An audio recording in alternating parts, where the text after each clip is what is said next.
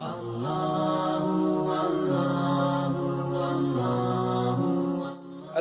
alaikum wa rahmatullahi wa barakatuh.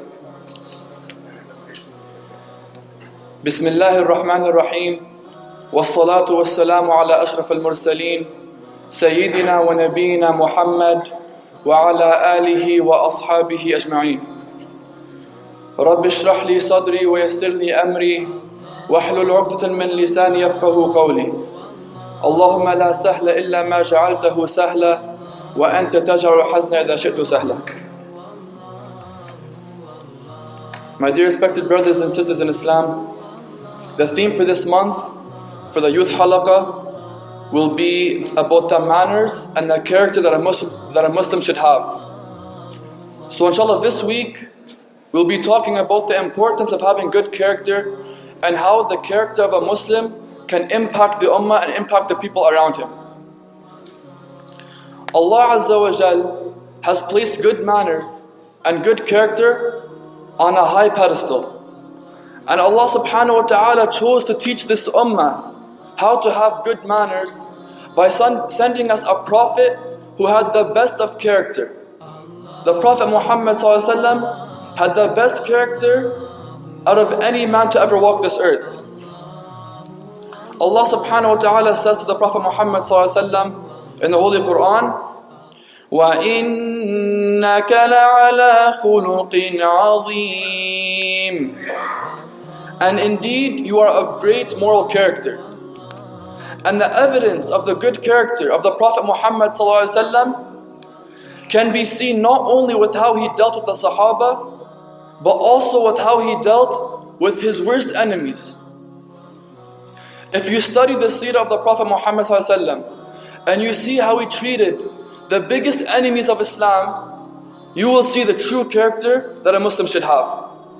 Wallahi, the Prophet Muhammad treated some of his biggest enemies with so much kindness and so much respect that they had no choice but to believe in Allah and His Messenger. There's the time a man walked into the masjid, and this man, he went into the masjid and he started peeing on the floor. The Sahaba saw this and they were about to jump him. Can you imagine someone walking in right now and peeing on the floor? You'd go crazy. What did the Prophet Muhammad do? He stopped the Sahaba, he calmed them down. He took this man to the side. He didn't embarrass him in front of the people. He took him to the side and he explained to him in a nice and calm way that this masjid, this area is not a place for this.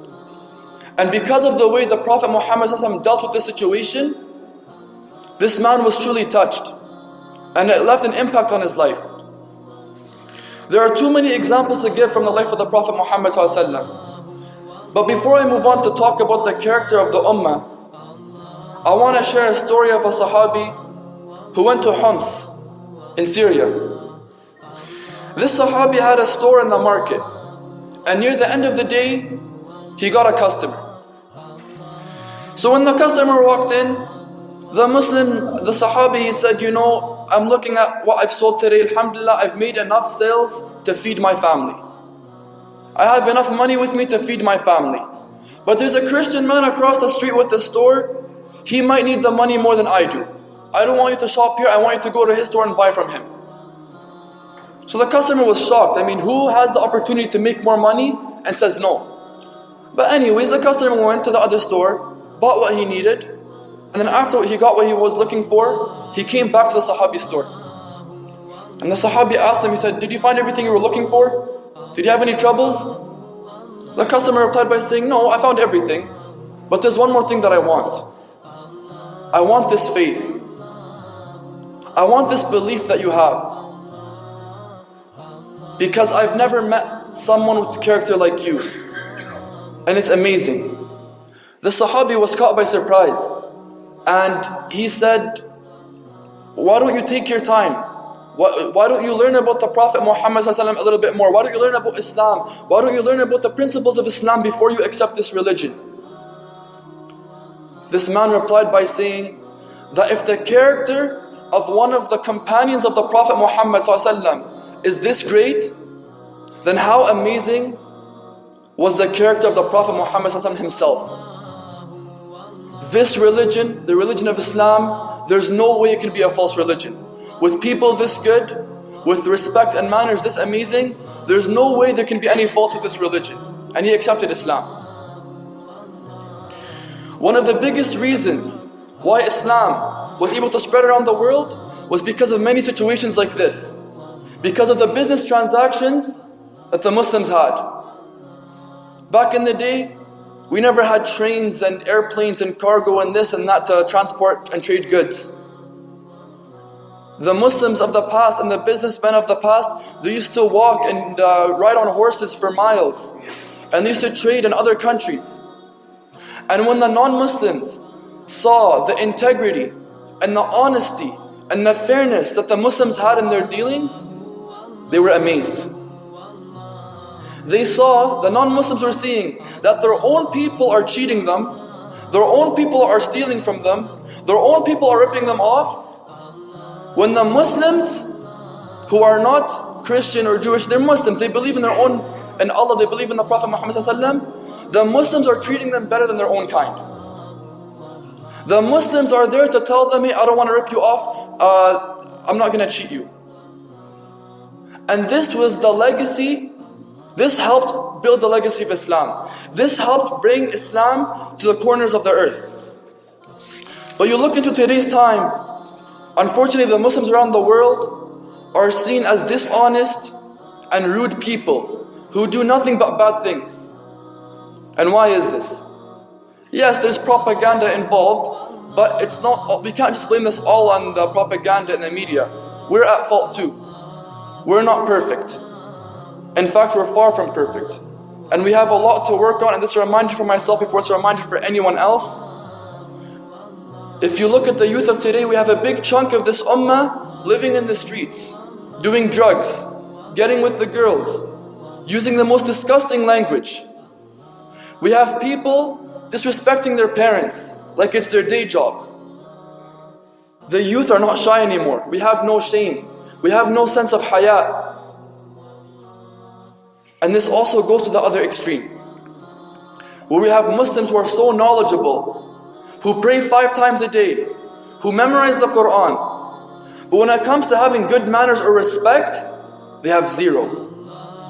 And what hurts the most is that these are the people who are claiming that they are following the sunnah of the Prophet Muhammad ﷺ. But wallahi they're not, because the Prophet Muhammad ﷺ said that he was sent to perfect good character. He wasn't sent to tell us to grow our beards. He wasn't sent to tell us that we're going to hell if we don't wear the hijab for the sisters. He was sent to perfect the good character, perfect our manners, be the best people we can be. But for some reason, we have some Muslims where the more knowledge they gain, the more they choose to judge people, the meaner they get, the less respect they have towards other people. They start building an arrogance, a pride. They start looking down on others. And this is pushing people away from Islam. We have the sisters.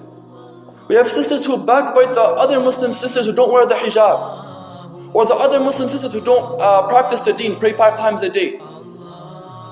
Yani instead of lending them a helping hand, we're bashing them. We're talking bad about them. We're making them feel bad. We're pushing them away from Islam. And wallahi, I've heard so many times where people have told me personally that they're scared to walk into the masjid. Isn't this a shame? Our Muslim brothers and sisters are scared to walk into the masjid, to turn to Allah Azza wa Jal because of our character, because of how we treat our own kind. I'm not even going to talk about how we treat the non-Muslims. That's a whole halaqa on its own. If we don't change our ways, if we don't learn from the character and take the example of the Prophet Muhammad ﷺ, then we, Allahu A'lam, but we will be held accountable on the Day of Judgment for this. We're going to be asked for every person that we pushed away from Islam because of our actions, because of our character. It's not all about gaining knowledge. It's not. You can be the most knowledgeable person on earth, but if you have no respect, if you don't respect the people, you don't give a good image of Islam, a good representation of Islam, then what are you doing with your knowledge? You're not using it. And like I said before, we have people who judge. And that is honestly one of the biggest problems of Muslims I see today. We see a Muslim who used to be a druggie, used to live in the streets, used to do this, used to do that. We don't have to go into details. The second they try turning to Islam, the people start pointing the finger at him saying, You want to pray now? Now you remember? They start judging right away. Instead of making him feel happy that he made a positive change, they're making him feel bad and they're pushing him away. Wallahi, we have to fear Allah. And we have to be better people to ourselves. We have to respect ourselves. We have to respect the people around us. Inshallah, for the remainder of this month, as I said, we're going to be talking about respect. So the topics we're going to be hitting are respecting our parents, respecting our fellow Muslim brothers and sisters, and also respecting society as a whole. But before I conclude, I want to share a beautiful story which shows the character of some of the Muslims in the past and how they beautified the image of Islam. During the time of the Prophet, during the time of Umar ibn Khattab, during his Khilafah, radiallahu anhu, there was two men who came into the courthouse dragging a young boy with them. And there was a lot of commotion happening, so Umar ibn Khattab, he said, what's going on? What's wrong here? Is there a problem? The two men, they were brothers, they said, yes, this little boy right here killed our father. So Umar ibn Khattab, he looked at this little boy, he said, is it true? Did you kill their father? He said, yes, Amir al-Mu'mineen, I killed their father, but it was an accident.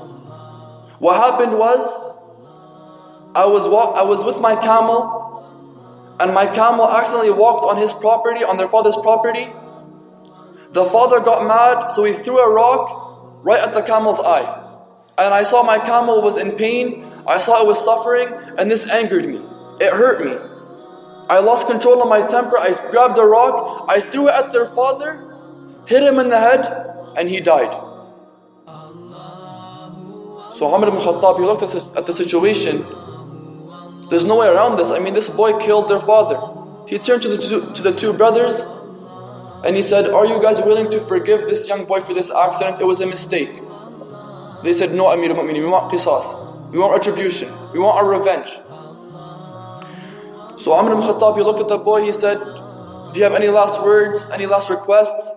Anything you want to do before we take care of this revenge? And the revenge at that time, it's a life for a life. He killed their father, so he was supposed to be killed.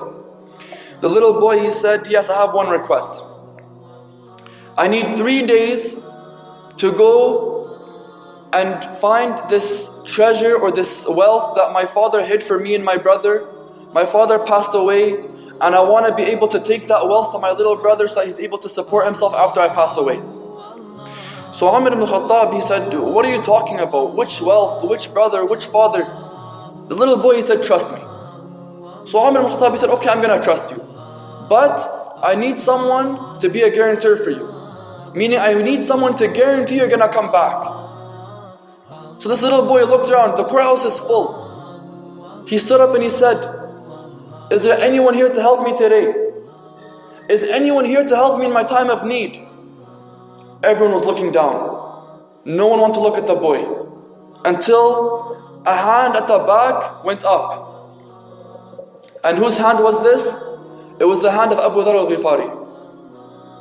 So Abu Dharr al-Ghifari, he was the guarantor for this man, meaning, for this little boy, meaning that if this little boy did not come back after the 3 days, then Abu Dharr will be the one getting the punishment. He will be the one who's getting his head cut off.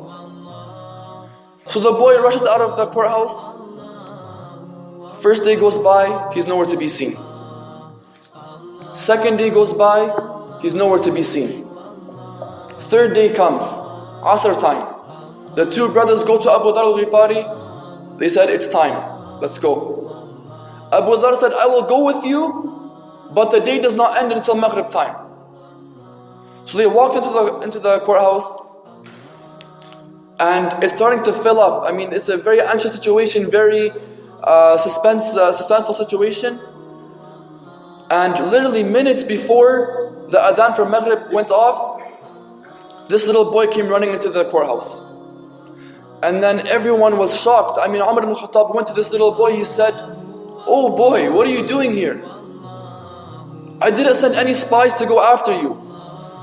I didn't send anyone to be with you the whole way there. What made you come back? He said, I didn't ever want anyone to say that a Muslim gave his word, that a Muslim made a promise, and he broke that promise. And then Umar ibn Khattab, he looked at Abu Dharr al-Ghifari, and he said, Oh Abu Dharr, what made you be a guarantor for this little boy? Abu Dharr looked at Umar ibn Khattab and he said, I didn't want anyone to ever say that there was a Muslim in need and no one was there to help that Muslim. And then the two brothers, they looked at Abu Dharr al-Ghifari, they looked at Umar ibn Khattab, they looked at this little boy. They said, when we have two people like this in our ummah, when we have two Muslims with such great character, with such great morals, with such great manners, then how can we expect Allah Azza wa Jal to forgive us for our shortcomings when we cannot have mercy on the people around us? So they forgave the little boy, and everyone was left safe, and everyone left on good terms. My brothers and sisters, our good character, our good manners is what's going to make us or break us. And with good manners and good character, we can bring success to this ummah, insha'Allah. And wallahi, our actions, our adab, our akhlaq are the greatest dawah to the non-Muslims. They don't need us to come running after them with the Quran or with Islamic brochures. They want to see us in action. They want to see us with our good respect, our good morals. When they see us, we will open their eyes and they will want to be part of us. That is our dawah. That is our mission in this life. We have to be the best people possible. We have to keep worshipping Allah Azza wa Jal and make our Prophet Muhammad and Allah Azza wa Jal proud. And I'm going to conclude with the saying of the Prophet Muhammad Sallallahu Alaihi Wasallam. He Sallallahu Alaihi Wasallam said that the best of you is he who is best in character. Allahumma ati nufusana taqwaha wa zakkiha anta khayru man zakkaha anta waliyuha mawlaha ya rabbil alameen. Rabbana atina fid dunya hasana wa fil akhirati hasana wa qina adhaban nar. Allahumma salli ala sayyidina Muhammadin fil awwalin wa salli ala sayyidina Muhammadin fil akhirin wa salli ala sayyidina Muhammadin fil mala'i al-a'la ila yawm ad-din. سبحانك اللهم وبحمدك نشهد أن لا إله إلا أنت نستغفرك ونتوب إليك والعصر إن الإنسان لفي خسر إلا الذين آمنوا وعملوا الصالحات وتواصوا بالحق وتواصوا بالصبر جزاكم الله خير.